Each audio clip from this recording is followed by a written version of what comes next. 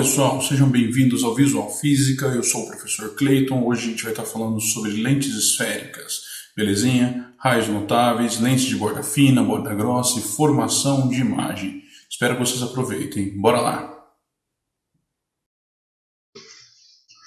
Bom, o que são lentes esféricas? Na verdade, lente esférica é um sistema óptico constituído de três meios homogêneos e transparentes, tá? Separados por duas superfícies esféricas, ou no caso uma delas também pode ser plana, tudo bem? O meio intermediário é o que constitui basicamente a sua lente, que geralmente é feita de vidro, plástico ou algum outro material que corresponde às mesmas características, ok, de permissão de passagem de luz. A exemplo, nós temos aí duas lentes, uma de borda fina e uma de borda grossa, ok? E é importante a gente salientar que o comportamento óptico de uma lente sempre vai depender do meio ao qual ela é colocada.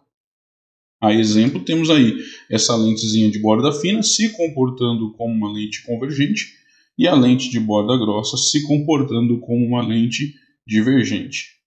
Tá? Mas quais são as condições para que isso aconteça? Vamos dar uma olhada. Primeiro, vamos entender direitinho quem são elas, né? Nós temos três lentes de bordas finas, ok? Também chamadas de delgado. Depende muito da prova que você está usando e o material que você está estudando. Tá? A lente biconvexa, que você tem aqui as duas saliências, né, uma para cada lado. A côncava, em que você tem uma saliência, e aí no caso côncava convexa, então ela tem a saliência e uma concavidade. E a plano-convexa, que você tem além da saliência uma parte plana também. E no caso das lentes de borda grossa ou espessa, a bicôncava, que são duas concavidades, plano-côncava, que tem uma parte plana e a outra com uma concavidade, e convexo-côncava, que temos a saliência e também a concavidade. Bom, o comportamento óptico, como já falamos, depende do meio. O que significa isso?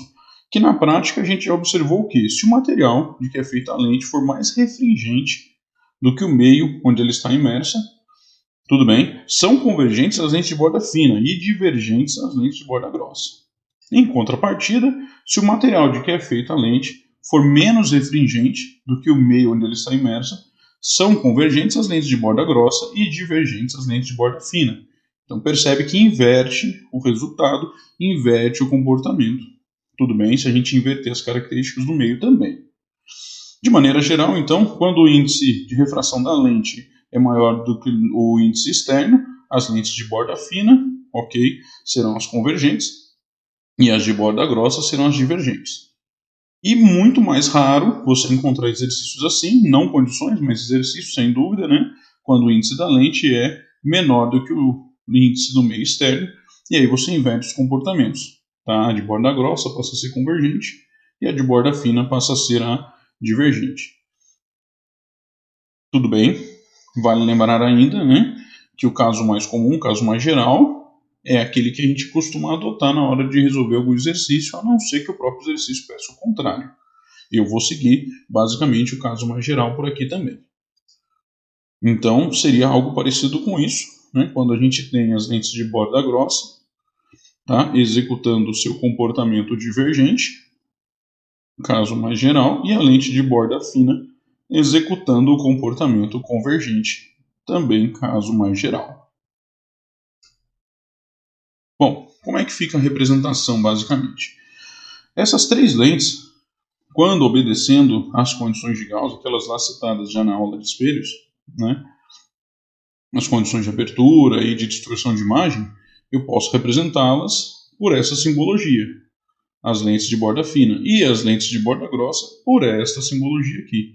Perceba que a lente de borda fina tem uma representação fina e a lente de borda grossa tem uma representação grossa.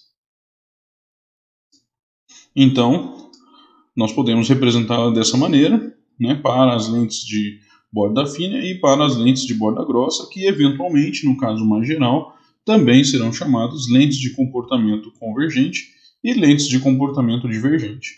E você percebe que mesmo sendo duas lentes diferentes, elas possuem um raio que tem um comportamento comum. O que é isso? Bom, primeiro, essa linha preta que está aqui, nós chamamos de eixo principal, tá? E o eixo principal intercepta a lente, tá? Em um ponto que ele é chamado de centro óptico O da lente. Então aqui está o centro óptico. Qual a característica desse centro óptico? que se um raio de luz monocromático, ok, para que não aconteça a dispersão da luz, então vamos analisar o monocromático, tá? Atingir a lente no seu centro óptico, ele será refratado sem que ocorra desvio, indiferentemente do tipo de lente ou meio que ela está inserida. Beleza? Grava isso é importante, a gente vai usar isso como ferramenta no futuro próximo. Bom, vamos lá. Quem são os focos das minhas lentes esféricas? Afinal, se eu tenho duas concavidades, se eu tenho duas saliências, etc., é natural que eu imagine que eu tenha também dois focos. E no caso a gente tem o chamado foco principal imagem, ok, que é o ponto no eixo principal em relação ao qual a luz converge ou diverge. Dá uma olhadinha ali no desenho. Então eu tenho meus feixes que chegam paralelo à minha lente convergente e todos os feixes são convergidos então a este ponto. Esse ponto é chamado então de foco principal imagem. E no caso da minha lente de borda grossa com comportamento divergente, os feixes chegam paralelos e eles são então divergidos a partir do foco imagem. Perceba aqui, né, quando a gente prolonga esses feixes, então isso aqui é tracejado, ok? Isso aqui é uma zona de formação de imagem virtual. E eu também tenho o foco principal objeto, que é o ponto no eixo principal que coincide com o vértice do pincel cônico divergente da lente convergente. É uma definição complicada, né? Então vamos olhar o desenho. Olha aqui, o meu foco, objeto, tudo bem. O feixe de luz partindo dele em direção à lente, de tal forma que ao incidir na minha lente de comportamento convergente, todo o feixe saia paralelo. Ok? De maneira mais ou menos análoga, nós temos aqui na lente de comportamento divergente o meu feixe em direção ao foco objeto e saindo paralelo. Certinho? Bom, definidos os focos, o que eu preciso então? Preciso analisar que todo raio de luz incidente numa lente esférica que passe ou o seu prolongamento sobre o foco objeto, ele é refratado sempre paralelo ao eixo principal. Falar um pouquinho sobre a distância focal, né? A distância focal entre o centro óptico e um foco principal de uma lente é chamada de distância focal. Beleza? É um dos números mais importantes que a gente vai encontrar dentro da formação de imagem em lentes. A gente precisa ter ele como referência, é uma das identidades da minha lente. Tá? Então aqui está a distância do meu foco imagem até a minha lente, chamada de distância focal, e a distância do meu foco objeto até a minha lente, também chamada de distância focal. O mesmo se repete na outra lente, a lente de borda grossa. Tá? Aqui está a distância focal e a distância focal, a distância da lente até o foco objeto ou foco imagem. Os pontos antiprincipais são os equivalentes aos centros de curvatura do lado dos espelhos. Não é a mesma coisa, logicamente, mas é equivalente a. Né? A uma distância igual do dobro da distância focal do meu eixo óptico da lente, sobre o eixo principal, encontram-se dois pontos notáveis de uma lente esférica. São os chamados pontos antiprincipais. Dá uma olhadinha nele. Então, a distância do antiprincipal objeto até o centro óptico é 2 vezes a distância do foco objeto até o centro óptico. De igual forma, o antiprincipal imagem está distante do centro óptico em 2 vezes mais do que o foco imagem até o centro óptico, e isso se repete para as minhas duas lentes. Lembrando que o raio de luz que incide numa lente esférica que passe ou o seu prolongamento sobre o meu antiprincipal objeto, ele é refratado passando ou o seu prolongamento pelo ponto antiprincipal imagem. Tá certinho? Tudo tranquilo? Confere aí no desenho, verifica, olha aqui, ele passando pelo antiprincipal objeto, incide na minha lente e é refratado em direção ao antiprincipal imagem. De igual forma, aqui o meu feixe de luz em direção ao antiprincipal objeto, seu prolongamento passa pelo antiprincipal objeto e é refratado ao seu prolongamento passando pelo antiprincipal imagem. Seguindo então, nós vamos falar um pouco sobre os raios notáveis. Esses são basicamente os pilares da nossa formação de imagem. Beleza? Então vamos lá, é importante demais, qualquer coisa você pausa o vídeo aí, faz seu desenho, volta e assiste quantas vezes forem necessárias. Tá? Todo raio de luz que incide, ou o seu prolongamento, que passe pelo foco de uma lente esférica, ele é refratado paralelo ao eixo principal. Então, passa pelo foco, sai paralelo, incide pelo foco, sai paralelo. Beleza? Esse é o nosso primeiro raio notável. O segundo raio notável, ele diz assim, todo raio de luz incidente paralelo ao eixo principal é refratado passando pelo foco imagem. Vale lembrar também que o seu prolongamento também conta. Então olha lá, também no desenho, entrou paralelo, saiu pelo foco. Entrou paralelo, saiu pelo foco. Então são duas frasezinhas fáceis aí para te ajudar a decorar. Entra pelo foco, sai paralelo, entra pelo foco, sai paralelo. Beleza? E a outra é entra paralelo, sai pelo foco, entra paralelo, sai pelo foco. Tudo certinho? É muito parecido com espelhos. Tá? Depois você dá uma olhada também, assiste lá os espelhos esféricos, formação de imagem, equação dos pontos conjugados, você vai gostar. Vamos lá. Nosso terceiro raio notável ele diz assim: todo raio de luz incidente numa lente esférica delgada, passando sobre o eixo óptico da lente, não sofre desvio ao ser refratado. Olha lá que belezinha. Beleza? E todo raio de luz incidente numa lente esférica que passe, ou o seu prolongamento, lógico, pelo anteprincipal objeto, é refratado, passando pelo anteprincipal imagem. São os dois que a gente viu agora há pouco. Então, entra pelo centro óptico, refrata sem desvio, e entra pelo anteprincipal, sai pelo anteprincipal. São duas frasezinhas boas para você decorar aí os 4 raios notáveis que a gente tem. Então, entra paralelo, sai pelo foco, entra pelo foco, sai paralelo, entra pelo centro óptico, refrata sem desvio, entra pelo anteprincipal, refrata sobre o outro anteprincipal. Lembrando que todas essas frases também são válidas para os seus prolongamentos, que é o caso geralmente apresentado pelas lentes de borda grossa. Falando um pouquinho agora sobre formação de imagem, a gente vai juntar todos os raios notáveis que a gente estudou até agora para formar um pouquinho das imagens. Eu não vou ficar usando todos em cada uma das formações de imagem, para a gente não saturar o desenho. Então você sempre pode escolher pelo menos 2 desses raios notáveis para formar a sua imagem. Alguns eles têm um pouco menos de confiança naquilo que está fazendo na hora e preferem usar 3 de repente, só para dar aquela garantida e tal, belezinha. Isso fica a sua escolha. Tá? Não é uma regra, não. Agora, você não consegue formar uma imagem com apenas um raio notável. Você precisa de pelo menos 2. Então, vamos lá. Pensando primeiro numa lente convergente. Tá? O objeto real ele é colocado antes do meu anteprincipal objeto. Então, tá ali. Perceba que o meu feixe entra paralelo, sai pelo foco, entra pelo centro óptico e refrata sem desvio, formando uma imagem que visivelmente ela é menor, formada por feixes de luz, portanto ela é real, e a orientação é invertida, então chamamos isso de inversa. Então a imagem é real, invertida e menor. No nosso segundo caso, eu vou trazer o objeto para mais próximo, então o objeto real ele é colocado agora em cima do anteprincipal. Então tá ali, mais uma vez, meu feixe entra paralelo, sai pelo foco, entra pelo centro óptico e refrata sem desvio. Eu gosto muito do entra pelo centro óptico e refrata sem desvio.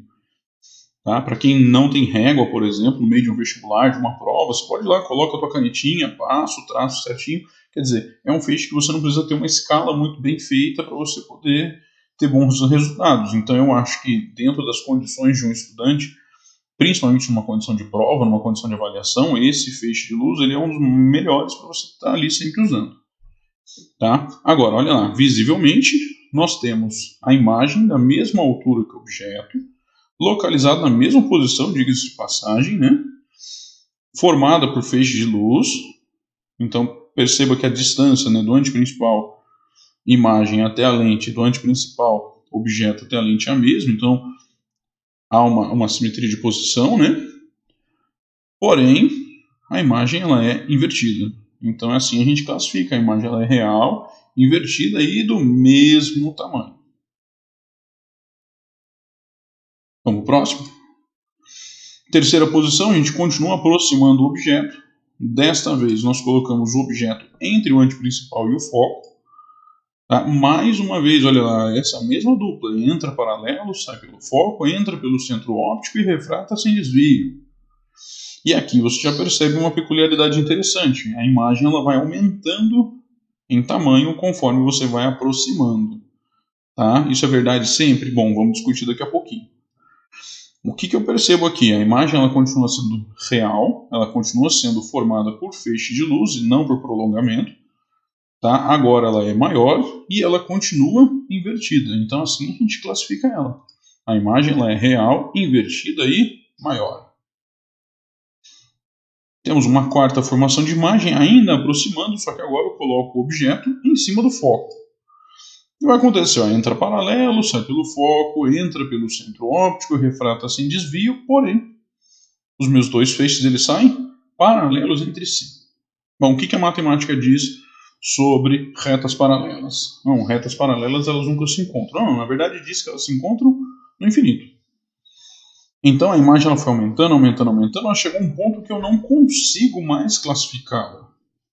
E ela está numa distância tal que eu não consigo enxergá-la. Então nós não falamos que a imagem ela não formou, nós falamos que essa imagem ela é imprópria. Beleza? Bom, dá para aproximar mais o objeto? Bom, enquanto ele não bater na lente, dá. Então vamos aproximar mais um pouco esse objeto. Ainda falando sobre lentes convergentes, eu vou fazer com que o meu objeto esteja entre o foco e o centro óptico. Olha ele ali. Mais uma vez, entra paralelo, sai pelo foco, entra pelo centro óptico e refrata sem desvio. Esses dois feixes não se encontram. Por outro lado, os seus prolongamentos se encontram aqui atrás, formando uma imagem visivelmente maior. Ok. Porém, por se tratar de prolongamentos, nós estamos falando de uma imagem virtual e ela tem a mesma orientação do meu objeto. Por isso, classificamos como sendo virtual, direita, mesma orientação, e maior. Tem como aproximar ainda mais o meu objeto? Não. Eu posso continuar aproximando, mas eu não vou sair do caso em que o objeto ele está entre o foco e o meu centro óptico. Então, acabaram os casos de formação de imagem em lentes convergentes. Viu como nem é muita coisa? Você volta, você refaz cada um desses desenhos e você tem o gabarito da tua prova. Não tem como o teu professor fazer uma pergunta diferente do que está aí. Qualquer lugar que ele colocar vai encaixar em algum desses casos. Então, se em qualquer lugar que ele colocar o objeto em relação à lente, você já sabe onde ele está e já sabe as características, não tem por que você ir mal. Refaz os seus desenhos, reorganiza aí o seu sisteminha de estudos, volta e você vai perceber que é muito tranquilo, só precisa ter cuidado e capricho. Eu sempre recomendo aos meus alunos que utilizem folhas quadriculadas para fazer formação de imagem. Facilita, você não fica lá perdendo tempo contando espacinhos na régua, você já tem um quadradinho padronizado, você usa a régua porque você quer o feixe de luz reto, porque você quer a formação de imagem bonitinha, organizada para você estudar. Beleza? Então você junta todas as formações de imagem de espelhos, junta com todas as formações de imagem de lentes, não é tanta coisa assim. Você já tem um gabarito de uma prova de formação de imagem. Tudo bem? Mas faltou uma coisa. Faltou a lente divergente, que só tem um caso. Qual é esse caso? É onde eu coloco o objeto em qualquer situação. Pois, olha só que legal, né? O meu feixe de luz entra paralelo, ele sai na direção do foco, mas eu tenho que prolongar. E mais uma vez eu uso aquele feixe que eu gosto demais, que entra pelo centro óptico e refrata sem desvio. Esses dois feixes ou qualquer outros notáveis, eles não vão se encontrar numa zona real. Então não tem como formar uma imagem real numa lente divergente. Beleza? Então o que acontece? Você tem aqui o encontro do feixe de luz mais o encontro do seu prolongamento, formando uma imagem menor, de mesma orientação que o objeto, porém essa imagem não é real, porque eu tenho ali o efeito de ter prolongado o meu feixe de luz. Então essa é a classificação, uma imagem virtual, direita e menor. Juntando essas duas aulas, lentes esféricas e espelhos esféricos, você deve ter percebido um padrão, né, de que toda imagem virtual ela é da mesma orientação do objeto. Tá? Isso é um padrão, assim como toda imagem real ela segue uma orientação inversa ao objeto. Isso, lógico, eu estou considerando um sistema de uma entidade óptica, ou seja, ou uma lente ou um espelho. Tudo bem? Tranquilinho? Fica tranquilo que lá no final também vai ter o link para a aula de espelhos para quem não assistiu.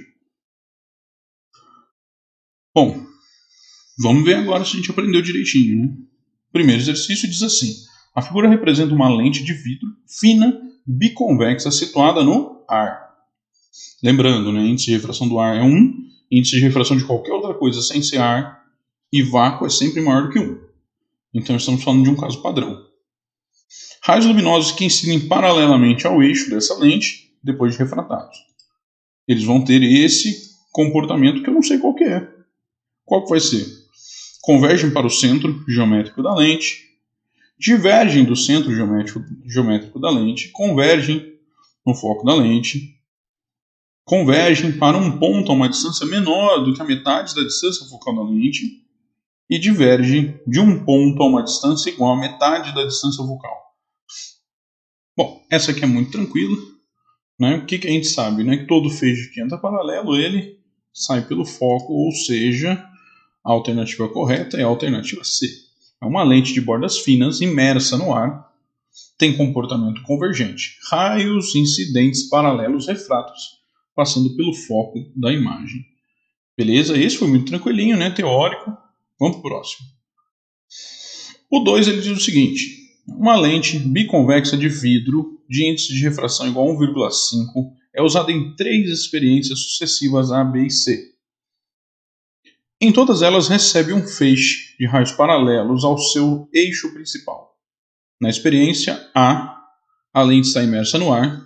Em B, na água, de índice de refração 1,33 e em C, imersa em bisulfeto de carbono líquido de índice de refração 1,64. O feixe de luz emergente é convergente nas experiências A, B e C, é divergente nas experiências A, B e C, é convergente em A e B e divergente em C, é divergente em A e B e convergente em C, e por fim, é divergente em A e convergente em B e C. Bom, só tem um jeito de fazer isso, é analisar caso por caso, dentro do que a gente tem de normalidade e não normalidade, olha lá. Dentro da nossa resolução. No experimento A, nós temos o índice da lente maior do que o índice do meio. Afinal, 1,5 maior do que 1. Então, borda fina, comportamento convergente. No experimento B, nós temos o índice da lente maior do que o índice do meio externo. 1,5 ainda é maior que 1,33. Então, borda fina, convergente. E no C, nós temos que o índice da lente é menor do que o índice do meio externo, que é 1,64. Logo, a borda fina inverte seu comportamento, tá? Sendo então agora o meu feixe de comportamento divergente. Olha que lindo. Minha alternativa correta é a C. Vamos voltar para dar uma lida. Diz assim, ó. O feixe de luz emergente ele é convergente em A e B e divergente em C. Beleza? Analisa com calma quando for uma condição como essa. A melhor forma de resolver é analisar experiência por experiência, caso por caso. Beleza? Então, bora lá para o 3. O 3 ele diz assim, ó, no esquema estão representados um objeto real, O, e a sua imagem real, I, conjugada por uma lente delgada. O centro óptico da lente coincide com a posição indicada pelo número. Olha que legalzinho. Eu gosto bastante desse daqui porque usa bastante o feixe de luz que eu gosto. Qual que é o feixe de luz que eu acho mais legal? Aquele que entra pelo centro óptico e refrata sem desvio.